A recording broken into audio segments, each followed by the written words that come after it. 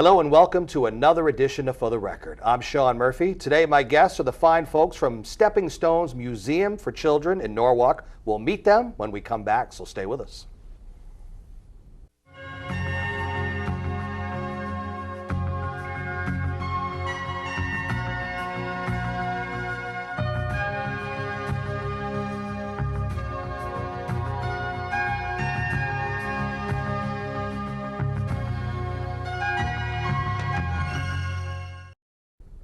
Welcome back to For the Record. I'm Sean Murphy. My first guest today is Kevin Carter. He's the COO actually, of Stepping Stones Museum for Children. It's in Norwalk, Connecticut. It's your first time on the show, so first of all, welcome to the show. Thanks, Sean. Glad to be here. So tell everyone what Stepping Stones Museum is. Stepping Stones is a children's museum located in Norwalk, Connecticut. It's a 44,000 square foot environment. Wow. Encouraged to bring out the kid, the child in all of us. All the environments are hands-on interactive environments. So unlike traditional museums that you think of where you kind of look but can't touch. Exactly. It's the opposite concept at Stepping Stones. We really want people to get involved. The environments are designed to be educational and fun. So you're learning a lot while you're playing. And we really celebrate the value of play and think that it's something that we should really never lose. We should really be playing throughout our whole lives. So that's what we're about at the museum. You know, when you say children's museum, there's no such thing as not being hands-on. How can you have that, you know? Exactly. So there's a lot of exhibits, interactive exhibits, wonderful programs that we do to build upon the educational content that are introduced through the exhibits. It's not just one discipline like you might find at a history museum or a science museum or an art museum. We really mash it all up. Right. So you're going to come in, kids are going to be learning about different cultures of the world. They're going to be learning science. They're going to be learning art.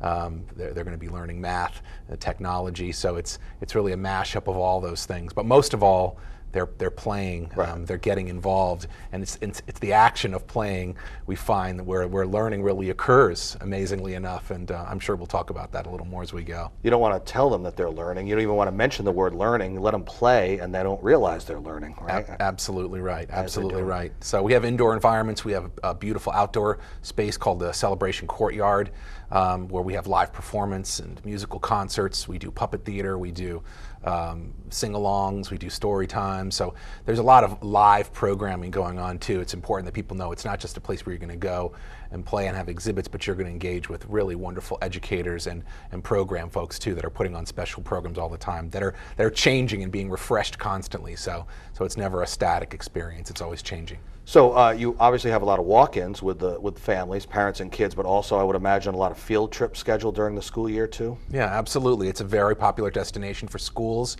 They love the fact that we've made very thoughtful alignments to curriculum. It's a fun day out for them. But we also make sure that our workshops are available to outreach to schools as well. For some of them, the transportation challenge can be difficult. So we want to make sure that we find ways to get our work out to them, if that's a better way for them to experience it. So we do about 300,000 visitors at the museum per year, which makes us one of the top destinations, cultural attractions in the state of Connecticut. So a lot of people do come through our doors, but we want to make sure that there's other ways. So we have traveling exhibits that go to schools, mini exhibits. We have nationally touring exhibits that travel around the country. So it's not just within the walls of the museum. We want our work to have a broader impact too. And it makes sense too, because a lot of times maybe they can't get to you, and I've heard of other places too. Even a place like in our neck of the woods here, the aquarium, they actually will go out to schools too. They're not bringing a beluga whale with them or anything, but they're able to bring aspects of it to the classroom, and you, with Stepping Stones, are able to bring aspects of it to the classroom, and maybe it would even encourage them more after they experience what they can with you in the classroom. That would make them even want to go to the museum even more. Yeah, and we find that that there's a real need, and people are really hungry for this kind of materials. Not just the materials, but the approach. I think that's really important. Right. They got to be interested in it, right? Yes, exactly. It's about engaging the kids and getting them involved. And Hyla will talk a little bit more about that. She's our director of education, and I have to give her a lion's share of the credit because she's really the guru behind the program arm of the museum, and we have really terrific programs. But to your point, yeah, we want to make sure that there are no obstacles to experiencing the museum. So there's a lot of different ways that we can deliver the messages, whether it's something about energy conservation or environmental stewardship or health and nutrition. There's so many different content messages that we get involved in that are important and relevant and timely. But we want to make sure that that there's a lot of different devices to deliver them. Can you go back in time a little bit and talk about how the museum came to be in the first place? How was it decided one day somewhere that, you know what, let's do this? What, and why it was necessary and how it came about? No, it's a really good story. It's definitely a story of grassroots involvement. It grew out of a community interest. There was a woman by the name of Gigi Preeb. She was a mother, and she had taken her kids to visit children's museums in some of the major cities across the country, and been impressed by what she saw in Boston and New York and other places, and was wondering why Connecticut, and particularly in particular Fairfield County where she lived, didn't have a children's museum of its own.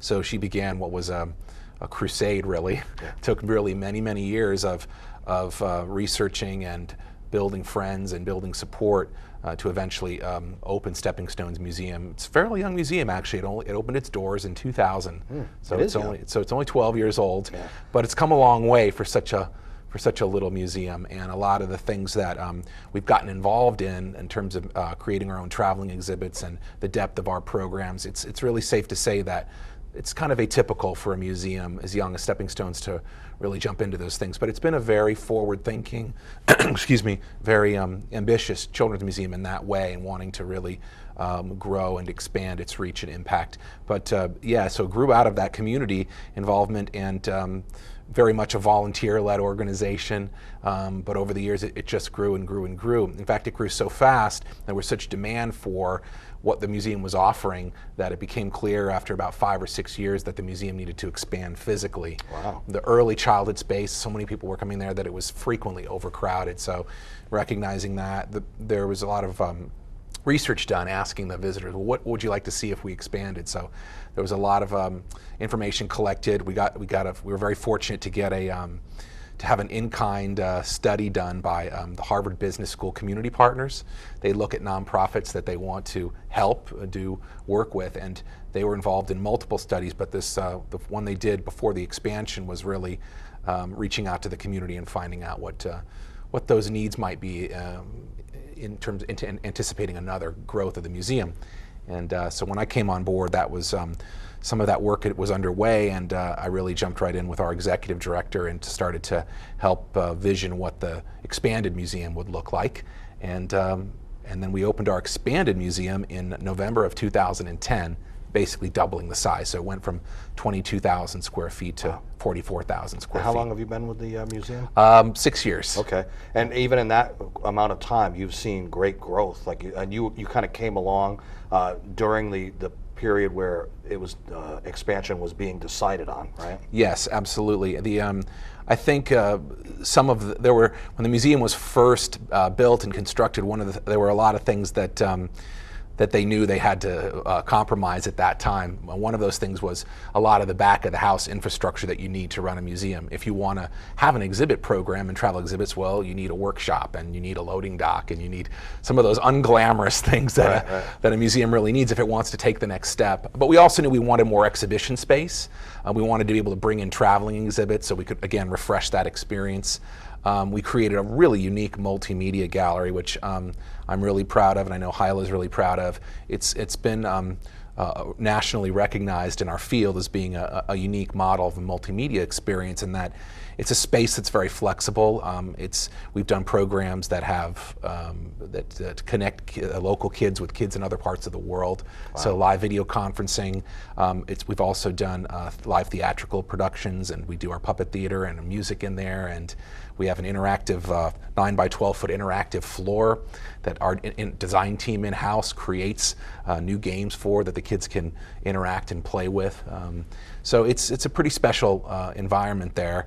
We felt like we got a lot of the stuff in that we wanted to with the expansion, but we never really stopped thinking about what we want to do next. So. Did you expand? Did you add on to the same building, or did you just go to a completely new building that doubled the space? How did that work? We did. We built an addition on too. So and we renovated the existing building, and then we built an addition that essentially doubled our size. It gave us a cafe, for example, which we didn't have. We had a tiny little cafe before, and we want people to feel comfortable in the building and feel like they can stay several hours all day if they want. So we want to make sure all those amenities are in there too, and we've come a long way in that area as well. You answered a question I was thinking about during when you were talking. Was certain museums will have sort of static, it'll be the same displays all the time. Others will rotate different exhibits in and out, and you kind of mentioned that things change a lot. So if you come back on any given day, you might see something completely different in there, right? Yeah, absolutely. That's where the traveling exhibits come in.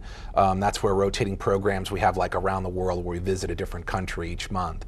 And around the world has all these different sort of tentacles in the museum. You're going to see murals, and you're going to do programs, and then you're going to go in and see maybe a performer that comes from that country. You might see a Cambodian singer or a Ugandan dance troupe. So there's the idea that the experience is always evolving is really important to us. But there's also that balance too. There's certain things that people fall in love with that are iconic, and you want to make sure you're giving them those. There. Yeah, so they can see them. How are you funded, by the way? Well, we get about half of our funding comes from our earned income, which is the ticket sales that we get for people visiting the museum. General admission, our members, and we have a pretty strong member base, about 6,000 households, and through our educational programs where there's a fee attached. We also do some that are we like to make those programs accessible too. So we have what's called an open arms program. So, a certain amount of our program experiences, we want to make sure that they're being offered to those that there might be some barrier, whether it's, financial or transportation or language barrier. So we're very committed to making sure that the museum is accessible as well. And then the things that the earned income doesn't cover would come from corporate donations, individual donors, family foundations, grants. So how are people able and willing to give in these economic times that we're in now? Do people still want to visit the museum? Are they still able to dig into their pockets and give where they can? Yeah, it's been interesting. Yeah, certainly visitation, we've still seen a lot of people really want to visit. I think that they find so precious the time they have with their families that they're willing to cut other things before they cut that. So I think that's we've still seen the visitation. I think definitely when it comes to donations, all nonprofits have felt the squeeze in the last few years, and certainly corporate donations have gone down. But it just really makes you reapproach the strategy differently. Maybe try to get a higher volume of donors, and maybe giving at lower levels. We do several events throughout the year, so we manage to patch it together to get the funding that we need. I want you to give, we're almost done with this segment, so I want you to give a website out so people can go and learn a little bit more about the museum. www.steppingstonesmuseum.org is the website, and it's got a calendar of events. Encourage everybody to check it out. Our exhibit that's in our traveling gallery now is called the Blue Man Group, Making Waves, and it's all about the science of sound waves. It's a terrific exhibit, and it's in our traveling gallery. People love it. You get to come in there and pretend you're a blue man. All right. Kevin Carter, COO of Stepping Stones Museum for Children in Norwalk. Pleasure having you on the show today. Thank you, Sean. Appreciate it. We'll take a break and come back. I'm Sean Murphy. This is For the Record. Stay with us.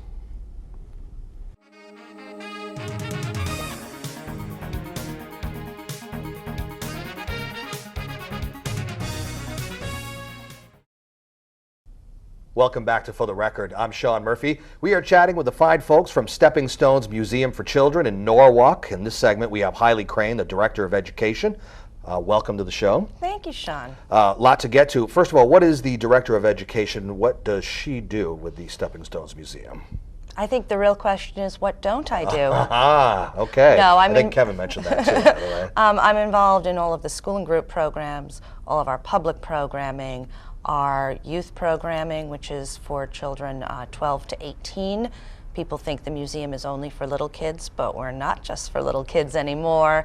We also, the internship program is in the education department. To name a few. Yeah, it keeps us busy. That and more. And I would imagine that your job is never the same.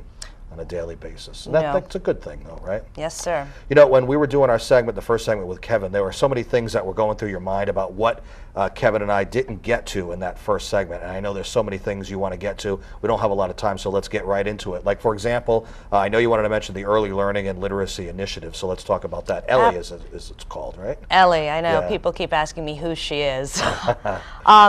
The Early Learning and Literacy Initiative is a remarkable partnership between 4 organizations: the Museum, Norwalk Housing Authority, Norwalk Community College, and an organization called Literacy How, which promotes language and literacy through programming and research in that area.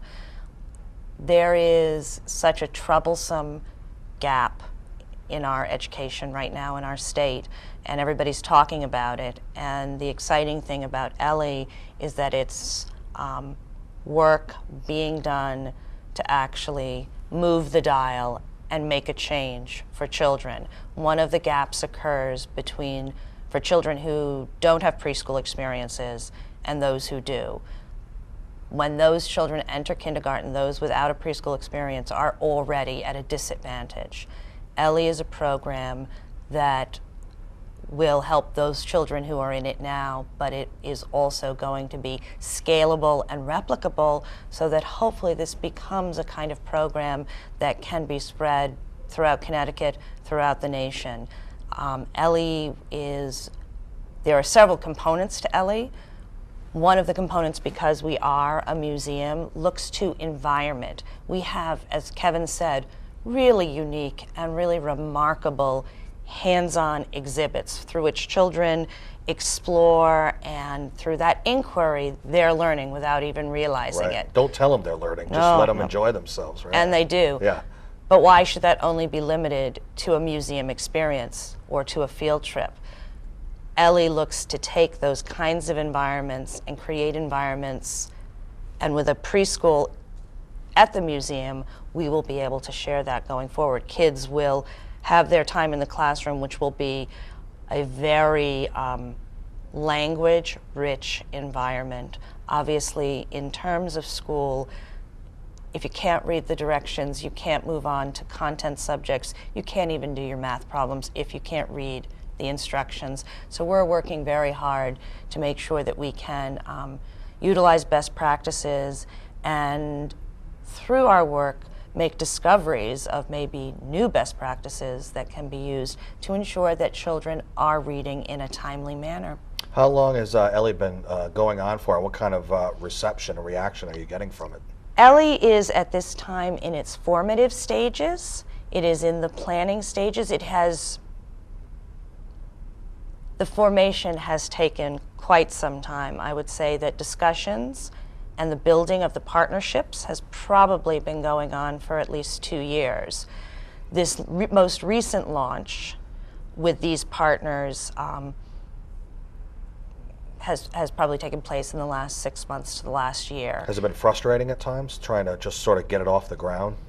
No, I would not say that things with Ellie have been frustrating. Ellie is in and of itself a very exciting, very motivating project for those of us who are part of it. For me, as a museum, in charge of my museum education team, Ellie will be a remarkable experience to take the programs that we've worked on in our early childhood programs and be able to integrate with what will be the Ellie staff, and for us to learn from what is that more formal staff, and for them to learn from us. It will also be very exciting to see this project as it evolves, so that we can, because of the research component, so often programs are done and they don't have the kind of evaluation or assessment that you really need. And I think this will be a project where we are tracking these children, we are seeing the impact we have made through the work that we have done. And as I said, it's a 1-2 punch of creating environments that are really special and may not exist in traditional preschools, coupled with some very advanced learning that we are bringing in through Literacy How, and finally, I guess it's a 1-2-3 punch. What we bring as museum educators through our programming to the project. I think it's remarkable to have collaboration isn't always easy.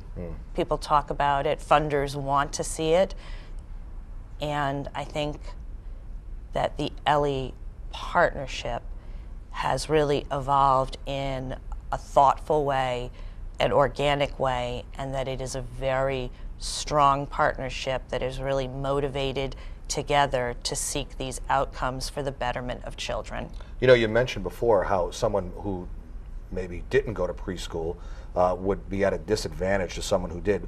You could argue that Ellie is an advantage over the typical preschool, considering, you know, what can be learned, you know, and how far they can go and expand even more so than the typical preschool sort of curriculum.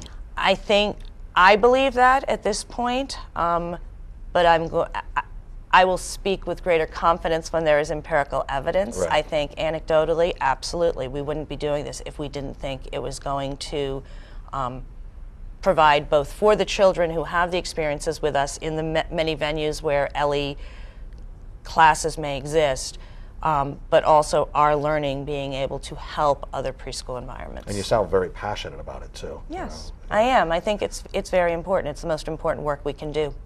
What else did we not get to when we were chatting with Kevin that you wanted to make sure we touched on? I know there's the museum's Open Arms Accessibility Initiative as well. Talk about that maybe a little bit. That is, it is comprehensive to the museum. I can tell you for any program that my team develops and works on, there is an open arms component. Certain school groups, if they can't afford to come, will get a discount or will be admitted for free. Our early childhood classes, we make sure that spots are allocated to those who could not afford it otherwise, or who may be able to afford it but might not feel comfortable because of language, because of culture. There are several things that cause barriers to attendance. I think that Open Arms is really the heart of the museum. I think it's something we feel passionately about. We have something so special. We want to make sure everybody gets a chance. Absolutely, you know, especially it's a special place. With school being out, does your job change at all? Maybe in the summertime where you don't have field trips coming in, or you are not going out to the schools themselves. Kids are still coming to the actual physical facility, I would imagine. Well, in terms of the field trip, well, they're not field trips that are designed to serve academic purposes. We are a real destination for summer camps. Okay. So that's a part of what we do.